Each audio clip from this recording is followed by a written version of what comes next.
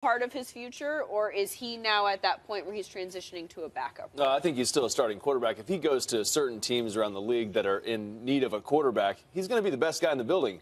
Honestly, if he went to Houston and competed against Brock Osweiler, he would probably start there. There's a lot of teams like that where as soon as he gets on the field, assuming that his shoulder's healthy, the guy has an absolute cannon for an arm. So you get him in a system, say like a Kyle Shanahan system, who he's with Mike early in his career, that can confine him and kind of give him some parameters to work through. He'll excel there. I think he'll do great there. He's not a guy that's going to get up to the line of scrimmage and just wow you with his, his moving in and out of plays and changing and checking. He doesn't even really want to do that. He doesn't feel like he has to. He can make the big throws down the field regardless of the coverage sometimes he feels. So if you get somebody with some parameters around there, I think he could do very well there. When you're talking about Jay Cutler, I feel like it's two different people sometimes. Everybody talks about the Jay Cutler personality aspect, and sometimes that's hard to differentiate for a lot of people between the player.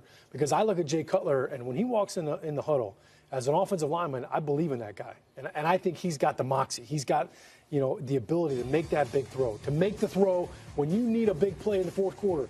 Jay Cutler's not scared to try to fit that throw in. Now it's brought him, it's got him in trouble sometimes with interceptions. But I think he's absolutely a starter in the NFL, Lindsay. And I think there are a lot of teams that would love to have him, especially when you look at the price tag. I mean, $12.5 million is what it would cost for Jay Cutler to come in and be my starter. Sign me up for that. Because if he plays like he did under Adam Gase, right, or under a Mike Shanahan, and you can kind of give him some parameters there, you get a bargain at $12 million. So I like it. The question is, can we win games with Jay Cutler? Sure, you've got to have some protection. You've got to help out with that. He's been through a lot of offensive systems throughout his career. So for him to be successful, he needs to go somewhere where it's not learning it for the first time.